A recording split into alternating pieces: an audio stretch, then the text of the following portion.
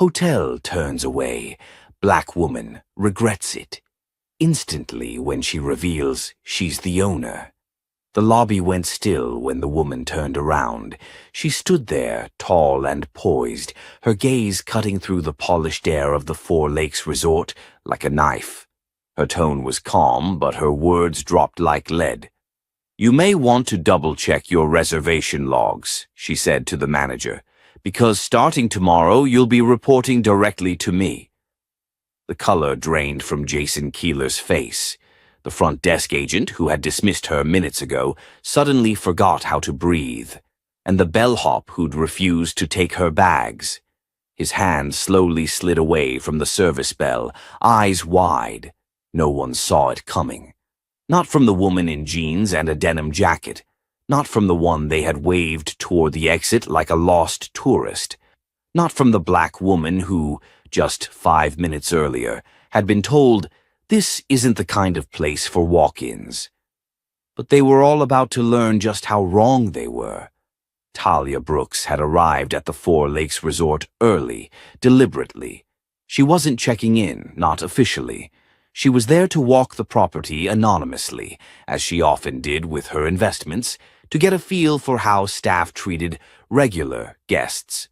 Her firm, Brooks Equity Group, had recently acquired the majority stake in the resort chain, and this location in Colorado Springs was the first to undergo internal audit. It was supposed to be quiet, observational, invisible. Talia wasn't dressed to impress.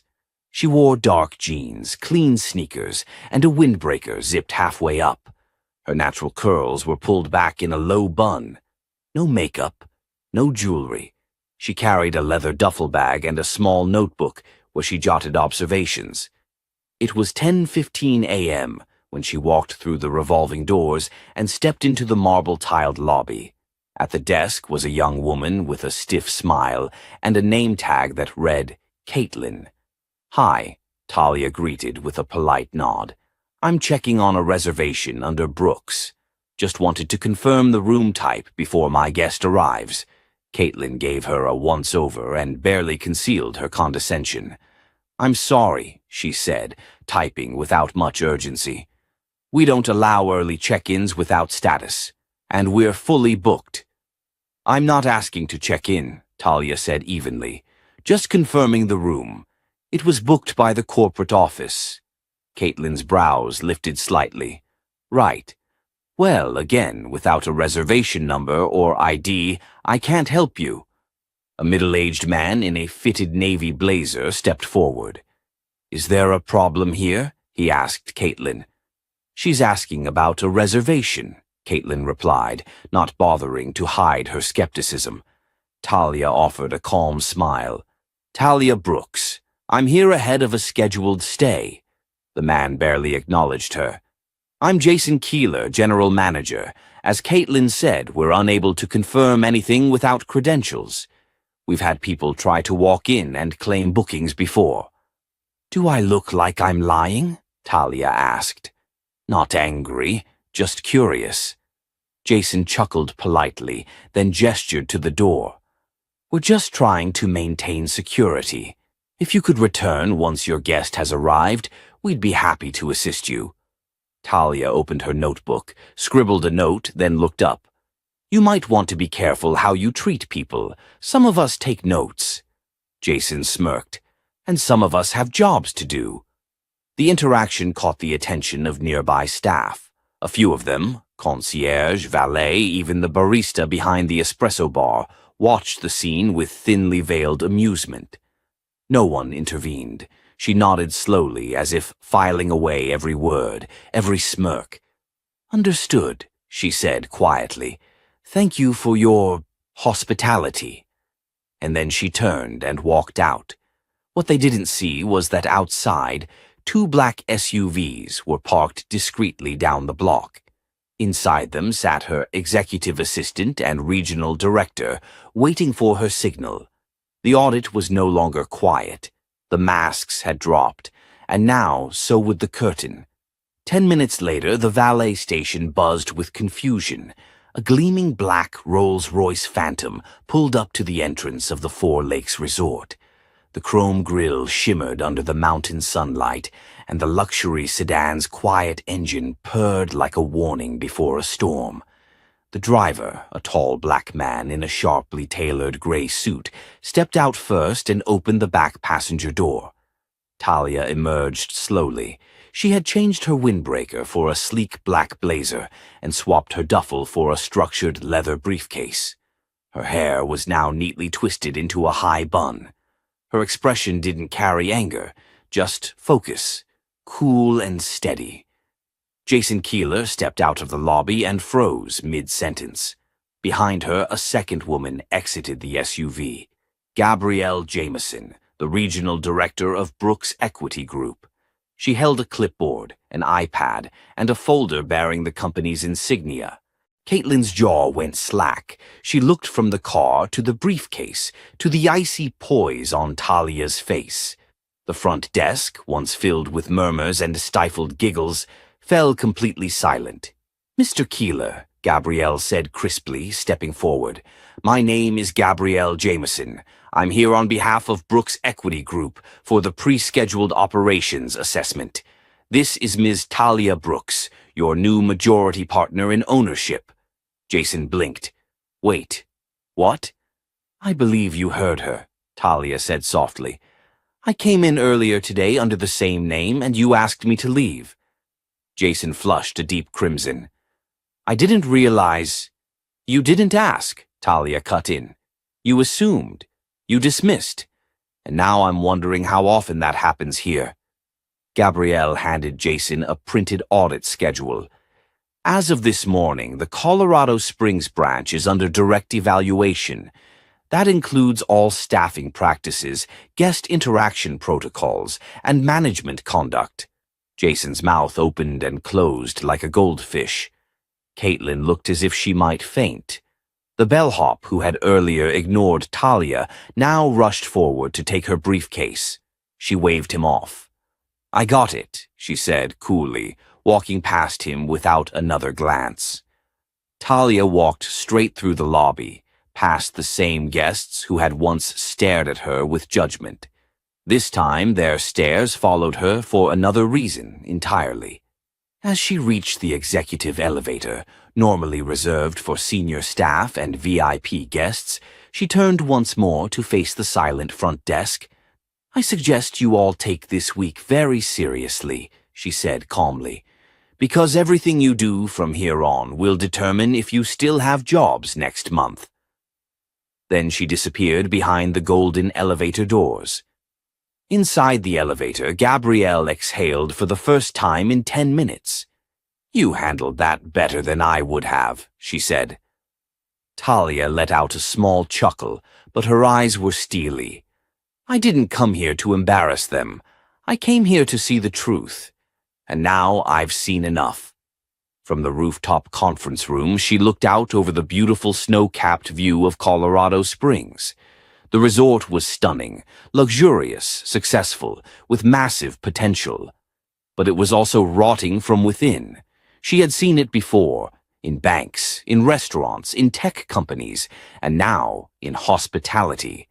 The same pattern, assumptions made based on skin tone, clothing, gender, the same excuses, the same thin smiles, and the same disbelief when the power dynamic shifted.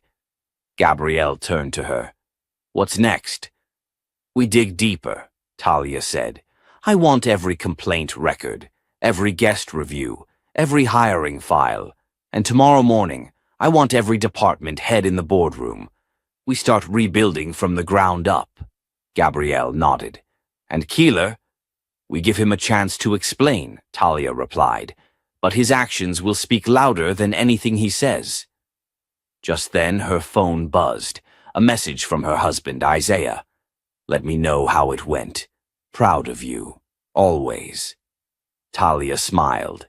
She didn't need to blow up to prove her power. She didn't need to shout, threaten, or wave her bank statements around. All she had to do was show up, tell the truth, and let the facts do the rest. Back downstairs, Jason paced in the break room, sweating through his collar. "How the hell did I miss that?" he muttered. She walked in like she didn't own the place. Yeah, Caitlin whispered from the corner, because she didn't have to. And for the first time, he truly understood what that meant. The next morning, the atmosphere inside the Four Lakes Resort was tight enough to snap. Staff who usually strolled in sipping lattes now hurried to their stations with forced smiles and stiff shoulders. Whispers swept through the employee hallways like wind through dry leaves. Talia Brooks had called a mandatory meeting in the main conference room, 8 a.m. sharp. No agenda, no clues, no room for excuses. Jason Keeler stood at the far end of the mahogany table, fidgeting with a Mont Blanc pen he'd never used before, but pulled out today for show. Across from him sat Gabrielle Jameson, tablet in hand, already logging staff arrival times. Her eyes didn't miss a thing. Talia entered exactly on time. She wore a deep navy suit that fit like it was tailored yesterday, her hair still in the clean bun from the day before. No jewelry, no heels, just flats and presence. "Good morning," she said, her tone calm but unmistakably in charge. A few mumbled replies came back. "I've read every employee file, every complaint, every Yelp review from the last 2 years," she said, placing a thick folder on the table. "Let's talk about patterns." Jason cleared his throat. "Ms. Brooks, I just want to—" She held up a finger. "You'll speak when I ask you to. Today I'm here to listen, but first, I'll be heard." The room fell into an uneasy silence. "Let's start with front desk complaints. Out of 37 registered concerns, 28 involved comments about rudeness, passive aggression, or refusal of service. And out of those, 23 came from guests of color." A murmur ran through the room. Not one of those complaints resulted in disciplinary action. Not one even made it past internal notes. Caitlin shifted in her seat, looking anywhere but at Talia. "Then there's housekeeping. 6 reported incidents where staff entered rooms uninvited, all brushed off. Security reported to have looked into it, but no follow-ups. Convenient.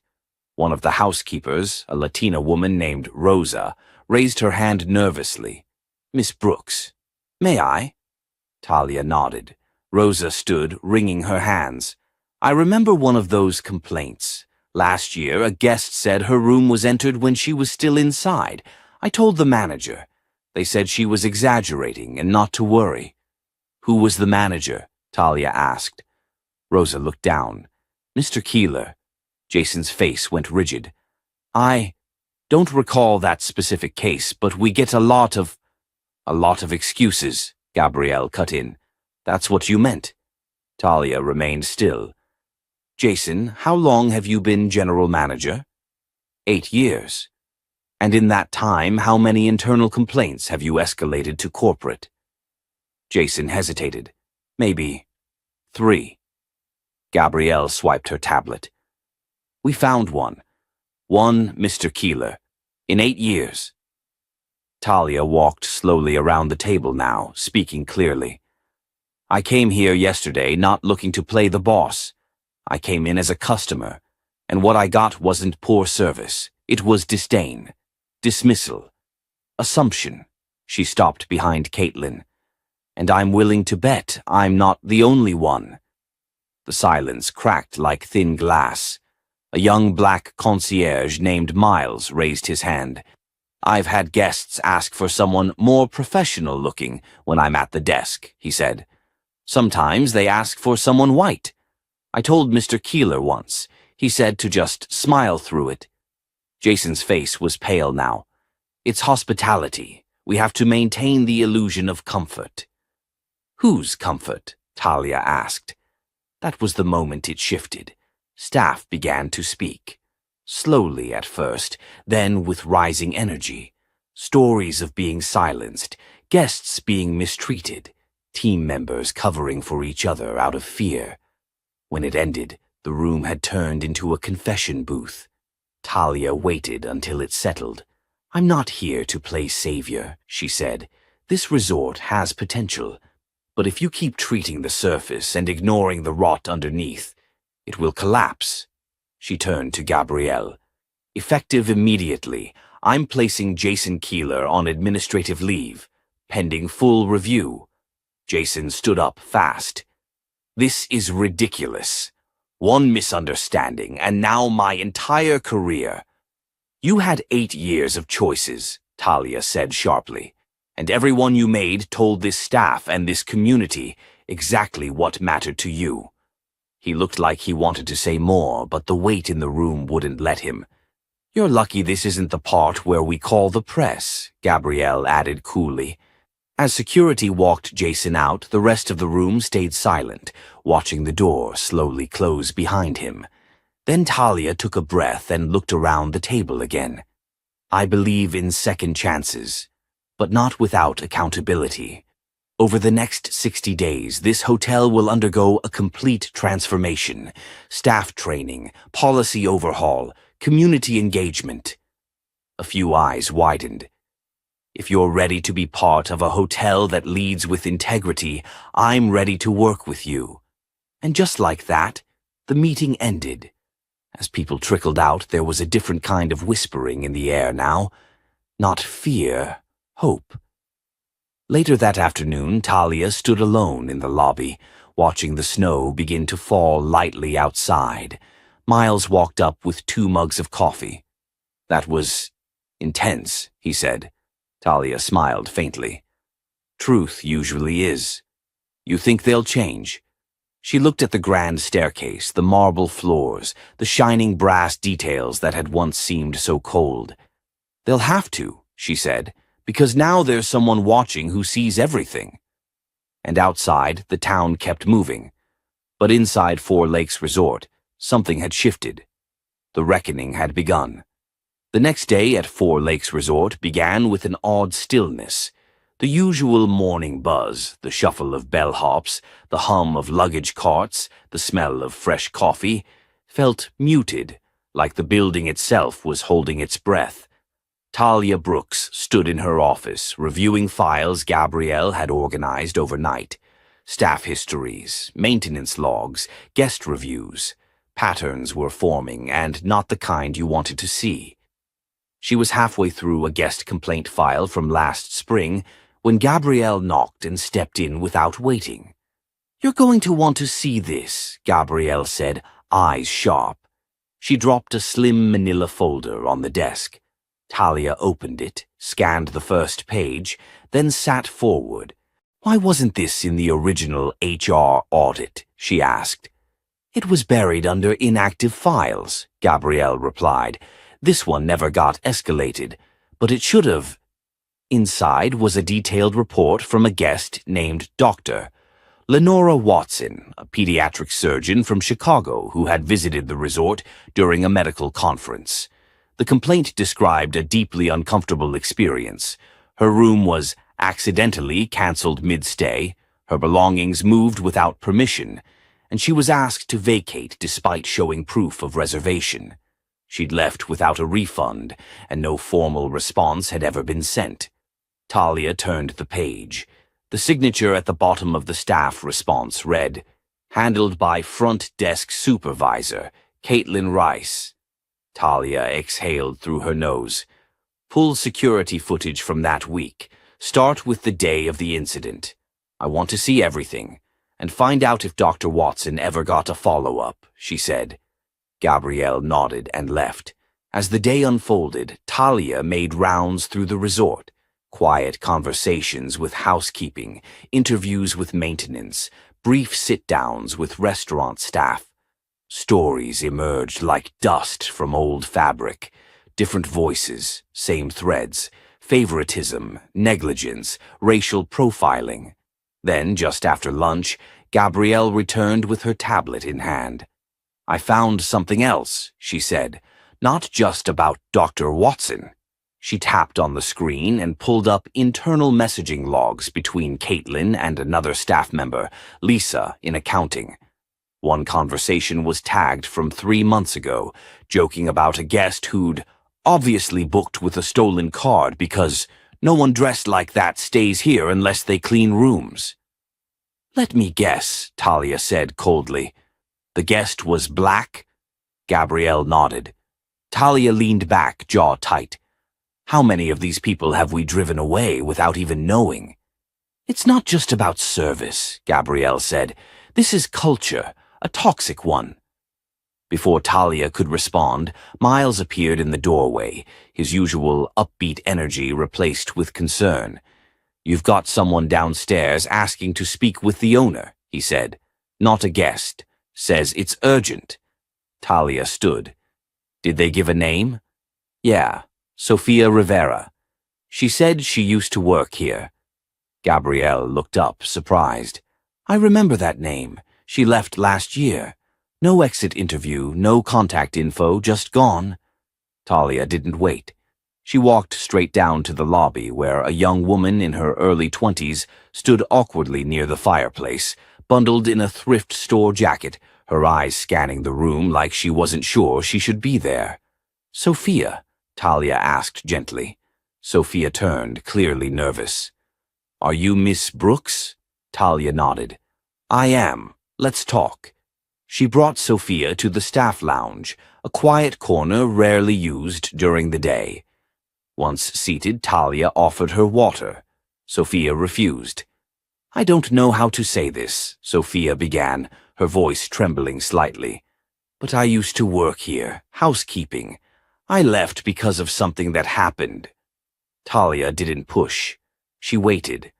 One day I found a guest crying in the hallway, Sophia continued. She'd been locked out of her room. She said staff had kicked her out by mistake, moved her things, and told her she didn't belong here. She was black, professional-looking, but not dressed fancy. Said she was a doctor. Talia's heart pounded. Was her name Doctor? Watson? Sophia nodded.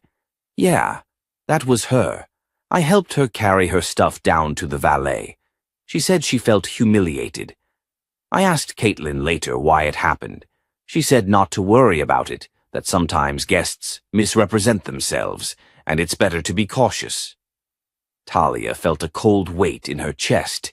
It was exactly what she feared. Why didn't you report this before? She asked softly. I tried, Sophia said, but Jason shut me down, said I could lose my job if I started making waves. I was helping my mom pay rent. I couldn't afford to be unemployed, so I left instead. Gabrielle, who had joined them quietly, exchanged a look with Talia. You did the right thing coming now, Talia said, and you're not alone anymore. Sophia's eyes brimmed, but she nodded. Later that evening, Talia sat alone in her office again, the lights dimmed low. Her husband Elijah had called asking how the day went. She hadn't told him much yet. It was hard to explain how rage and clarity could sit side by side. She opened her laptop and drafted a message. 2. Dr. Lenora Watson. Subject: An overdue apology. Dr. Watson, my name is Talia Brooks. I recently acquired ownership of 4 Lakes Resort. I've come across a report regarding your treatment during your stay here, and I want to personally apologize. You were failed. By policy, by people, and by silence. I would appreciate the opportunity to speak with you directly. Please let me know a time that works. Respectfully, Talia Brooks. She hit send, then leaned back. Everything was changing now. But the question lingered. Would this place evolve fast enough to deserve its second chance? Because if not, she was ready to burn the whole system down and rebuild it from the ground up. The following morning, 4 Lakes Resort buzzed with its usual routine. Housekeeping carts rolled down carpeted halls, the front desk chirped with check-ins, and the aroma of fresh brewed coffee wafted from the cafe. But underneath that polished surface, a storm was quietly brewing. Talia Brooks had barely finished her espresso when Gabrielle stepped into her office, holding a sleek black tablet. We've got it, she said. Talia turned from her window. The footage? Gabrielle nodded and tapped the screen. Security footage from the front desk, March 12th of last year, 3:47 p.m. It's all here. Talia watched as the screen displayed a grainy, time-stamped video. Dr. Watson stood at the reception counter, calm and composed. Caitlin Rice, in her burgundy uniform blazer, leaned over the desk with a condescending half-smile. The body language was unmistakable, dismissive, guarded, judgmental. Then, without a single word exchanged on camera beyond what looked like a brief wave-off, Dr. Watson picked up her suitcase and turned to walk away, her shoulders visibly slumped. Talia clenched her jaw. That's the woman Sophia described. Gabrielle swiped to the next clip. This one showed Caitlin and another supervisor, Jason, laughing near the elevators just 10 minutes later. No words could be heard, but the hand gestures, the smug glances. It painted a picture of casual cruelty. She never stood a chance, Gabrielle said, voice tight. Talia leaned back, arms crossed. Set up a staff meeting. I want Caitlin, Jason, and the department heads in the conference room. By noon, by 11:57, the glass-walled conference room was packed. Caitlin strolled in last, her heels clicking across the hardwood. She wore the same smugness she always had when she thought she was untouchable. Talia didn't waste time with pleasantries. I've gathered you here because some very serious issues have come to light, she began, her voice calm but firm. We're going to talk about discrimination, about abuse of power, about behavior that reflects poorly not only on this resort, but on the values we claim to uphold. A ripple of unease passed through the room. Caitlin arched an eyebrow. I assume this is about the girl from a couple days ago? The one making a scene in the lobby? Talia looked her square in the eye. No, Caitlin, this is about you. Caitlin's smile twitched. Excuse me? Talia tapped the screen of her laptop, projecting the March 12th security footage onto the wall-mounted display behind her. The room fell silent as the video played. When it ended, no one moved. Jason shifted in his seat. Caitlin didn't blink. Talia let the silence stretch before speaking. That guest you dismissed? That was Dr. Lenora Watson, a nationally recognized pediatric surgeon who had booked a premium suite during our medical conference. She was removed from her room without cause, humiliated, and never refunded. And this, she tapped to the next clip, showing Caitlin's exchange with Jason, is how you responded. Caitlin scoffed. We deal with people trying to game the system all the time. That woman had no ID on her when she came down. She didn't look like someone staying in a $700 a night suite. And what does someone staying in a $700 a night suite look like? Talia asked sharply. Caitlin shrugged. You know what I mean. No, Talia said, her tone sharpening. I don't. Explain it. The room was still. Caitlin's smirk faltered. I made a judgment call, she snapped. We're allowed to do that. Not when it's based on race, or dress, or any superficial assumption that leads to discrimination. That's not a judgment call. That's a violation. Caitlin leaned forward, arms crossed. So, what now? I'm being fired because I didn't kiss up to someone who looked out of place. You're being fired because you violated every policy we have about guest treatment, anti-discrimination, and professional conduct, Talia replied coldly. And because this isn't an isolated incident.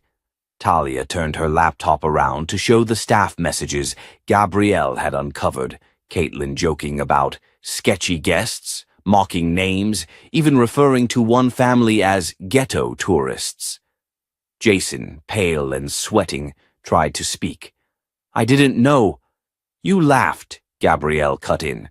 We saw the footage. You knew exactly what she was going through and chose to find it funny. I was following Caitlin's lead, he mumbled. Talia slammed the laptop shut. No more excuses. You're both suspended effective immediately pending formal HR review. Security will escort you out.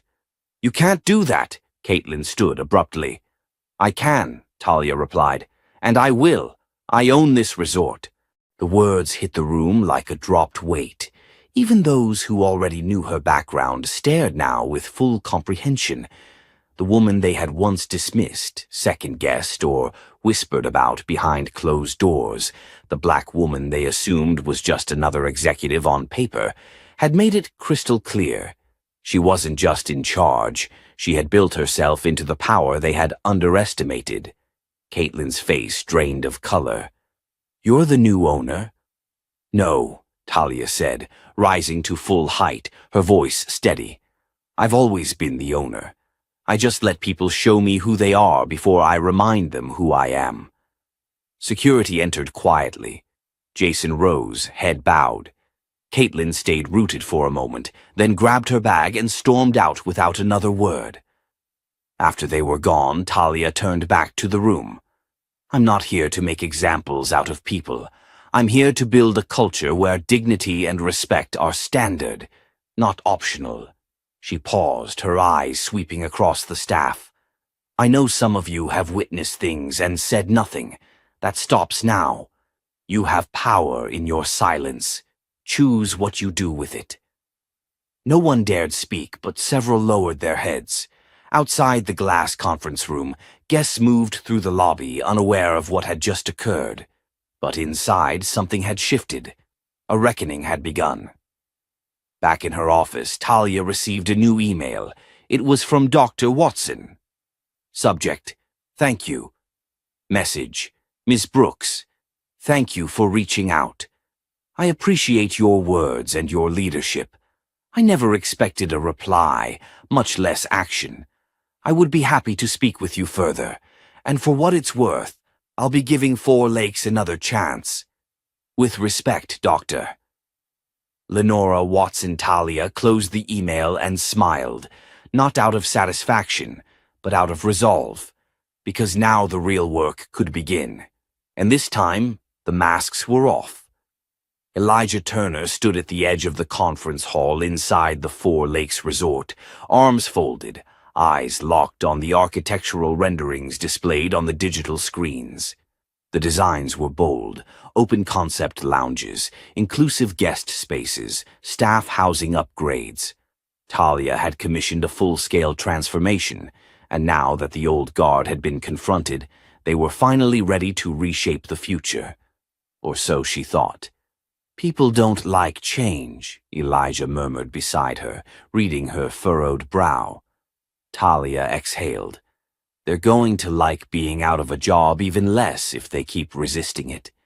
He gave a quiet nod, then passed her the guest list for that evening's private stakeholders' dinner. Among the names, city council members, regional hospitality investors, and several influential journalists. It was more than a business dinner. It was a calculated move to rebuild the resort's reputation and prove that Talia Brooks wasn't just a name on a deed. She was the vision. The dinner began with crisp white linens, low jazz, and flutes of sparkling water glinting under chandeliers.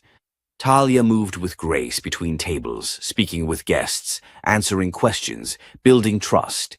Every word she offered was deliberate but authentic. Every story she shared rooted in her personal journey, rising from front desk clerk to owner through grit, brilliance, and resilience. Across the room, however, Gabrielle intercepted a tense exchange near the bar. Marcus, the head of maintenance, was quietly fuming. "What's the issue?" she asked, stepping closer.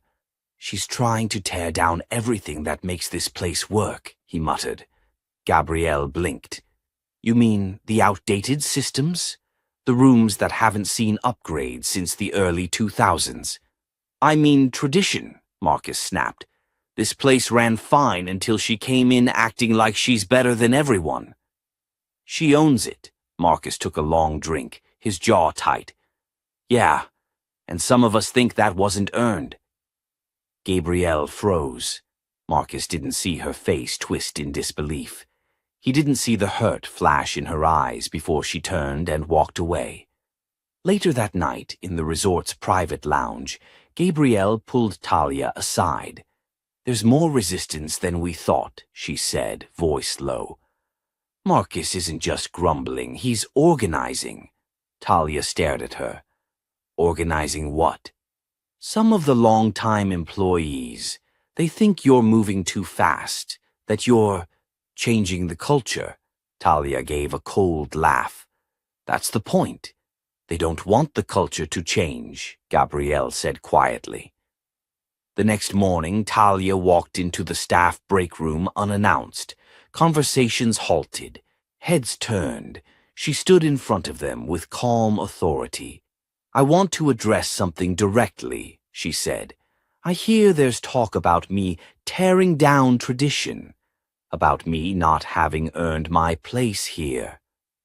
No one moved. Even the clock on the wall seemed to pause. I started in hospitality at 19, cleaning rooms, stocking minibars, working double shifts for guests who didn't even see me. I bought this resort because I believe it can be better. Because the industry can be better. That doesn't erase your history. It expands it. She scanned the room. But if you believe that my skin tone or my gender or my vision makes me unqualified to lead, then this might not be the place for you. A few people looked down. A few looked away. Marcus, standing in the back, crossed his arms. This resort has the potential to be great, Talia continued, her voice rising. Not just profitable, but fair, inclusive, human. And I'm not going to apologize for making that happen. The silence was tense. Then, quietly, a young housekeeper named Rosa stepped forward. I want to help, she said. We've been needing someone to fight for us for years. You actually see us. Talia smiled softly. Then let's get to work. But the resistance hadn't ended. That evening, as Talia reviewed the resort's reservation logs on her laptop, a message pinged from IT. Someone had attempted unauthorized access to the payroll system. The name associated with the attempt? Marcus Porter. Her jaw tightened, a deliberate act of sabotage. Elijah, she called, dialing his number. We have a problem. They met in the control room. Gabrielle joined, her expression stormy. He tried to adjust the salary records for the executive team. If it had gone through, it would have sent a 40% pay cut to all senior staff. Talia didn't blink. Is the data safe? Encrypted and backed up, Elijah confirmed. Then call security, she said. The confrontation in the loading dock was quiet but electric. Talia stood before Marcus, flanked by Elijah and Gabrielle. You tried to hack the payroll system, she said calmly. You tried to sabotage people's livelihoods. Marcus didn't deny it. You think you're a queen now, don't you? He spat. You come in here waving your money, thinking you can change everything. Talia stepped forward. I didn't build this to be a queen, she said, voice low. I built this to be a leader, and there's a difference. Leaders protect people. Queens protect themselves. He sneered. You don't belong here. No, she said, her voice suddenly quiet and dangerous. You don't. Security stepped forward. Marcus was escorted off the property. Inside the resort, a quiet buzz moved among the staff. Something had changed. The line had been drawn. Talia stood at the lobby balcony that night, looking over her hotel. The lights glowed softly. The energy pulsed low and strong. Elijah joined her. That was necessary, he said. Necessary doesn't mean easy. No, he agreed. But it means real. She nodded. Then it's time to rebuild. From the inside out. The war wasn't over, but the message was clear. She wasn't just owning the building, she was owning the future. The soft clink of glassware echoed through the newly renovated Sapphire Lounge, where sunlight streamed in through floor-to-ceiling windows, warming the space with a golden glow. Everything looked pristine, modern, sophisticated, alive with promise. Talia Brooks stood near the bar, her phone pressed to her ear, jaw tight. Did the press release go out? She asked. On the other end, Gabrielle's voice crackled with tension. Yes, but we've got a problem. Talia turned away from the guests and pressed her voice lower. What kind of problem? There's an anonymous article circulating online. It's going viral on local blogs and business forums. Someone's accusing you of faking your qualifications, of buying your way into the hospitality industry with your husband's money. Talia's stomach dropped, not from surprise, but from anger. Let me guess, she said. It doesn't cite any real sources, and it just so happens to pop up the moment we announce our public rebranding event. Exactly. Talia ended the call and stared into the glass behind the bar, catching her own reflection. Her image looked strong, polished, composed, but inside, old wounds ached, memories of every time she had been doubted, dismissed, or undermined. She wasn't new to this game, but the sting always came back. She wasn't going to let it slide. An hour later, she convened an emergency strategy meeting in the executive conference room.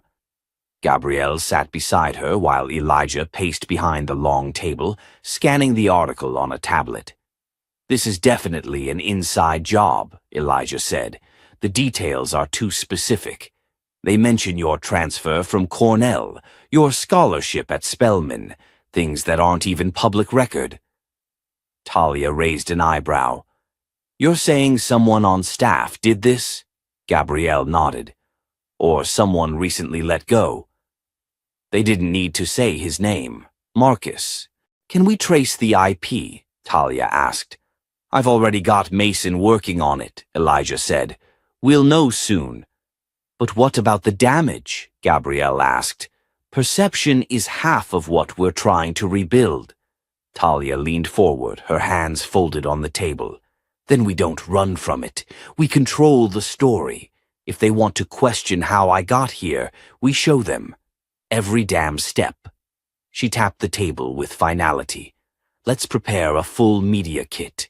My credentials, my history in the industry, testimonials from past clients, former staff, even mentors. I want them to see the truth, not the version someone's trying to write for me."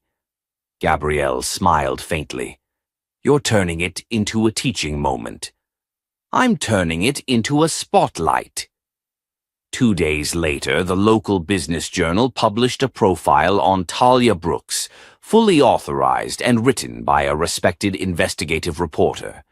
The article dismantled the anonymous smear piece line by line. It highlighted her academic record, her years managing boutique hotels in 3 different states, and the millions in private equity she'd secured on her own before marrying Elijah. The twist?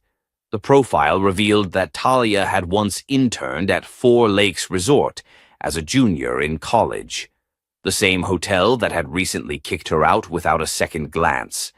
That detail went viral. Social media lit up. People demanded accountability. The smear article's publisher issued a quiet retraction. But for Talia, the biggest vindication came from her community. An email from her college mentor arrived. "I knew you'd make waves one day. Proud of you. Keep going." And a message from Rosa, the housekeeper. "We printed the article and hung it in the staff break room. You gave us all hope." But not everyone was celebrating. That evening, Elijah arrived home and found Talia sitting on the patio, laptop open, fingers paused above the keyboard. "I got a call from the city ethics board," she said, not looking up. Elijah sat beside her. "About what?" "Apparently, someone filed a complaint that I bribed my way into getting this hotel's license transferred into my name." He raised his eyebrows. "You've got to be kidding." Talia shook her head, expression unreadable. "They know it's baseless, but they have to look into it." He reached over and closed the laptop gently. "You want to fight this with logic, facts, transparency. I admire that. But don't forget, some of these people aren't playing by those rules." Talia looked at him finally. "Then what do we do?" "We remind them who they're messing with." The next day, Talia held a press conference in the resort's garden courtyard. A small crowd of media, influencers, and business leaders gathered under white canopies. Cameras clicked, microphones extended. Talia took the podium in a tailored navy dress, her posture flawless, her voice calm but firm. I was kicked out of this resort because someone decided I didn't look like I belonged. That same mindset is what fuels these anonymous attacks, these attempts to question my success. But I'm not here to play defense. She paused, meeting every eye. I own this hotel, not because someone handed it to me, but because I earned it. And if that makes some people uncomfortable, that's their problem, not mine. Applause erupted, not polite, not staged, but real. Elijah stepped beside her, placing a proud hand on her shoulder.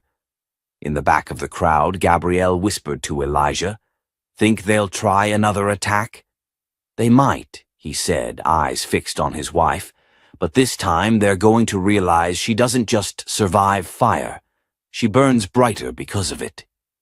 The tide had shifted. Talia wasn't just rebuilding a brand, she was becoming a movement. The tension inside the boardroom was suffocating. The hum of the central AC did little to cool the heat building in Talia's chest as she sat at the long mahogany table facing the resort's senior staff. Most of them avoided her gaze. A few, like Henry, the longtime food and beverage manager, looked genuinely uneasy. Only one person, sitting 2 chairs down from her, met her eyes with something between challenge and contempt. Marcus Whitmore. He wore his usual smirk, arms crossed as if none of this mattered to him. As if he hadn't just been caught fueling the smear campaign that nearly tanked her reputation and threw the entire hotel into PR chaos. Talia broke the silence.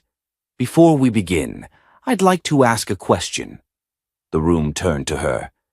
"Does anyone here know what it's like to be doubted before you've even opened your mouth?" Her voice was low but steady.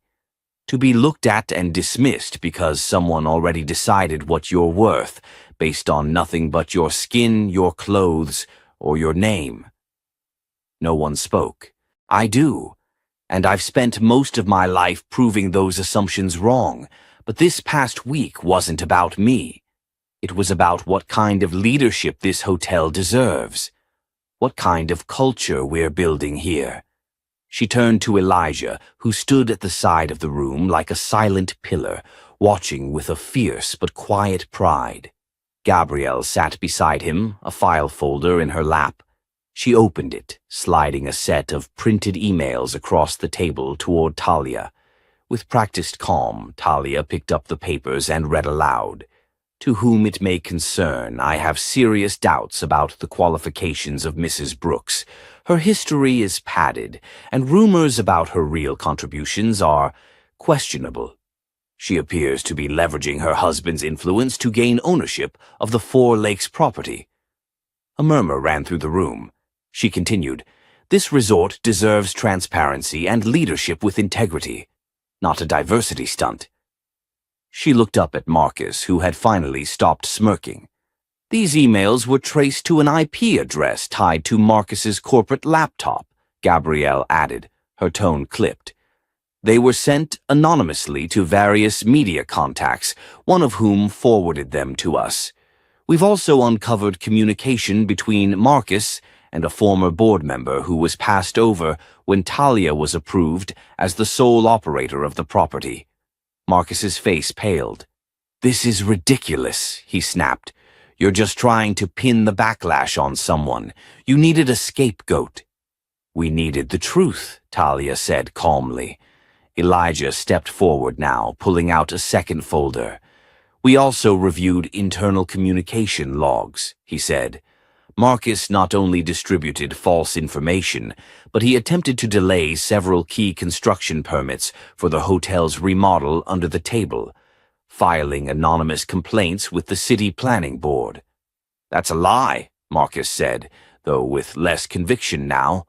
"We've got timestamps and a whistleblower inside the planning office," Elijah replied. The silence that followed was damning. Finally, Richard Fanning, the regional director for the resort group's East Coast division, spoke up.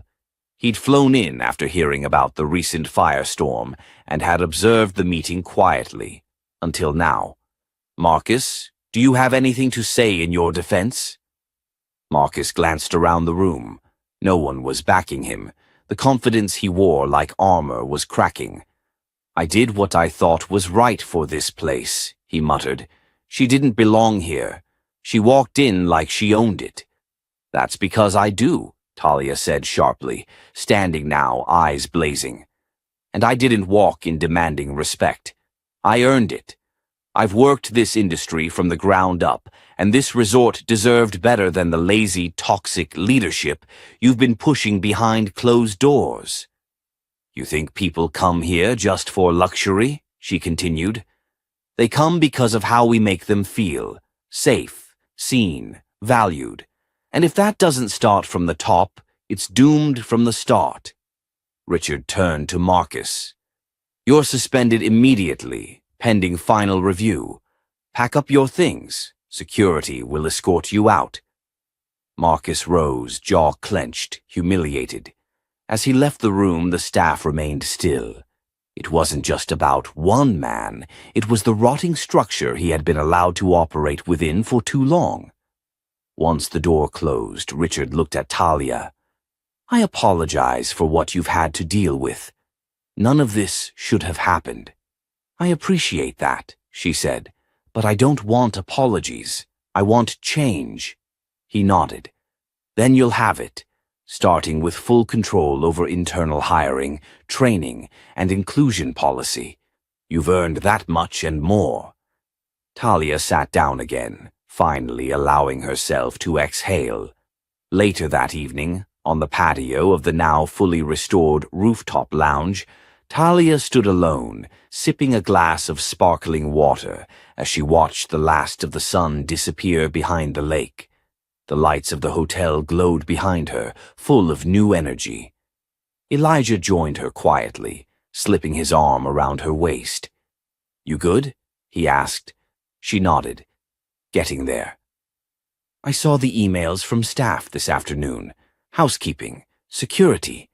Even a couple guests wrote in." "I know," she said. "It's overwhelming in the best way." "You know you didn't just save this hotel," he added. "You redefined it." Talia looked out at the water, smile returning. "Then let's make sure it stays that way." She had walked into this fight thinking she was alone. Now she knew better. The final chapter was coming. The truth was out, but the world was still watching. And Talia Brooks wasn't done yet. I do. And I've spent most of my life proving those assumptions wrong. But this past week wasn't about me. It was about what kind of leadership this hotel deserves, what kind of culture we're building here. She turned to Elijah, who stood at the side of the room like a silent pillar, watching with a fierce but quiet pride. Gabrielle sat beside him, a file folder in her lap. She opened it, sliding a set of printed emails across the table toward Talia. With practiced calm, Talia picked up the papers and read aloud. "To whom it may concern, I have serious doubts about the qualifications of Mrs. Brooks. Her history is padded, and rumors about her real contributions are questionable. She appears to be leveraging her husband's influence to gain ownership of the Four Lakes property." A murmur ran through the room.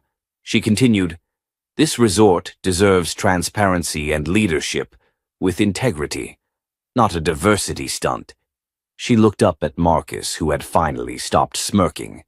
"These emails were traced to an IP address tied to Marcus's corporate laptop," Gabrielle added, her tone clipped. "They were sent anonymously to various media contacts, one of whom forwarded them to us. We've also uncovered communication between Marcus and a former board member who was passed over when Talia was approved as the sole operator of the property." Marcus's face paled. "This is ridiculous," he snapped. "You're just trying to pin the backlash on someone. You needed a scapegoat." "We needed the truth," Talia said calmly. Elijah stepped forward now, pulling out a second folder. We also reviewed internal communication logs, he said. Marcus not only distributed false information, but he attempted to delay several key construction permits for the hotel's remodel under the table, filing anonymous complaints with the city planning board. That's a lie, Marcus said, though with less conviction now. We've got timestamps and a whistleblower inside the planning office, Elijah replied. The silence that followed was damning. Finally, Richard Fanning, the regional director for the resort group's East Coast division, spoke up. He'd flown in after hearing about the recent firestorm and had observed the meeting quietly, until now. Marcus, do you have anything to say in your defense? Marcus glanced around the room. No one was backing him.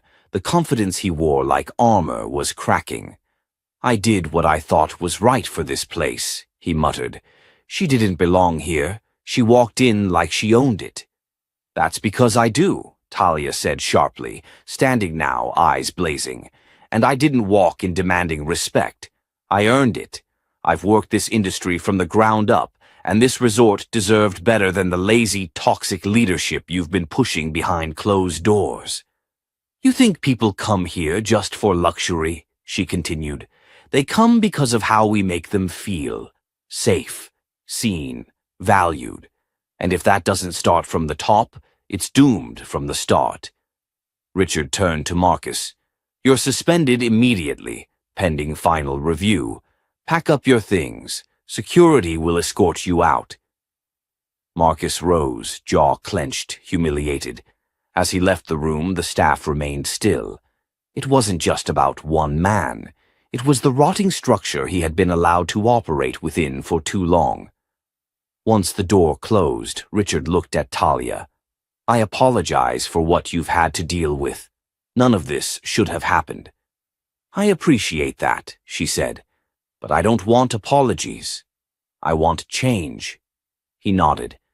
Then you'll have it, starting with full control over internal hiring, training, and inclusion policy.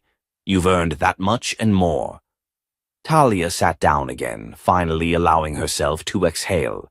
Later that evening, on the patio of the now fully restored rooftop lounge, Talia stood alone, sipping a glass of sparkling water as she watched the last of the sun disappear behind the lake. The lights of the hotel glowed behind her, full of new energy. Elijah joined her quietly, slipping his arm around her waist. You good? He asked. She nodded. Getting there. I saw the emails from staff this afternoon. Housekeeping, security, even a couple guests wrote in. I know, she said. It's overwhelming in the best way. You know you didn't just save this hotel, he added. You redefined it. Talia looked out at the water, smile returning. Then let's make sure it stays that way. She had walked into this fight thinking she was alone. Now she knew better. The final chapter was coming. The truth was out, but the world was still watching. And Talia Brooks wasn't done yet. The grand ballroom of the Evermere Hotel shimmered in gold and crystal. Dozens of tables were set for a charity dinner hosted by the resort, an event that had become an annual staple under the new leadership. But this year the stakes were higher. For the first time, it was open to the public and live-streamed nationwide as part of a campaign to spotlight equity in hospitality. Talia Brooks stood behind the velvet curtain, peeking out as the final guests trickled in. Every seat was filled. She took a breath, her nerves tempered by the strength of everything she'd been through. Tonight wasn't about revenge or redemption. It was about transformation of people, of places, of purpose. Gabrielle stepped up beside her, holding a clipboard. You ready? Ready as I'll ever be, Talia smiled. How's Elijah? He's mingling with half the guest list and closing a partnership with a sustainable travel startup at the same time. Your man's a machine. Talia let out a small laugh. He's also the reason I didn't walk away when all this got messy. You're the reason you didn't walk away, Gabrielle said. You made the system blink. That's rare. Now go show them why." The MC announced her name and the applause began. Talia walked to the center of the stage in a sleek navy gown, understated but commanding, her natural curls pinned up. Her presence alone silenced the room. "Good evening, everyone," she began, her voice calm and confident. "I want to start tonight not by thanking you, but by asking you something." A pause. "Have you ever been made to feel small in a space you helped build?" Heads turned. Whispers started. She continued, "Last year I walked into this hotel and was turned away by people who thought they knew who belonged. They didn't know who I was and they didn't care. And maybe that's the problem. Maybe we've built an industry where appearances matter more than contributions, where gatekeeping disguises itself as protocol." A low murmur rippled through the crowd. "But we have the power to change that. We can rebuild hospitality to reflect what it should have been all along, a space of welcome, of dignity, of inclusion. That's why tonight isn't just a celebration. It's a challenge." The screen behind her lit up with images from the last 12 months. Staff training programs, diversity workshops, renovated spaces designed for accessibility, a mentorship initiative for young people of color entering the hospitality industry, and then, finally, a smiling portrait of Talia, standing arm in arm with housekeepers, cooks, and maintenance crew. "When I first took over ownership, people said I was lucky, that I got here because of who I married. But what they didn't see were the nights I spent in back offices, building systems from scratch. The hours I spent listening to staff who had never been asked how they felt. I didn't need a title to make this place better. I needed a chance. And that's what we're here to give, from the inside out." The room stood in applause, not the polite kind, but real, electric, rising to its feet applause. Talia exhaled and stepped down from the stage into a flood of hugs, handshakes, and even a few tears. By the end of the night, 3 major hotel chains had requested consulting support from Talia's team. 2 local colleges asked her to speak to students in their hospitality programs. The governor's office had sent flowers and a handwritten note recognizing her leadership. But the most powerful moment came later, as the staff began clearing the ballroom. A young woman from housekeeping, Maria, approached her quietly. "Miss Brooks," she said softly, "I was here that day, and when they turned you away, I didn't say anything. I was scared." Talia turned to face her, listening. "I want you to know, I've never seen someone stand up like that and then come back stronger. You made me believe that maybe I could too." Talia smiled, her heart full. "You already did," she said, embracing her. "You showed up. Every day. That's courage." The 2 women stood for a long moment, a quiet acknowledgement between them more powerful than any speech. As the lights dimmed and the ballroom emptied, Talia found Elijah waiting by the elevator. They rode to the penthouse in silence, the kind that feels full rather than hollow. "You did it," he said once they reached their suite. "We did," she corrected, "but there's still more to do." Outside, the city glittered. Inside, something even brighter was building, a future where respect wasn't a privilege, but a starting point. To everyone who followed Talia's journey, thank you. If this story moved you, hit that subscribe button, leave a comment, and share it with someone who needs a reminder that true power comes not from what you own, but how you lead. We'll see you in the next story, where justice meets courage once again.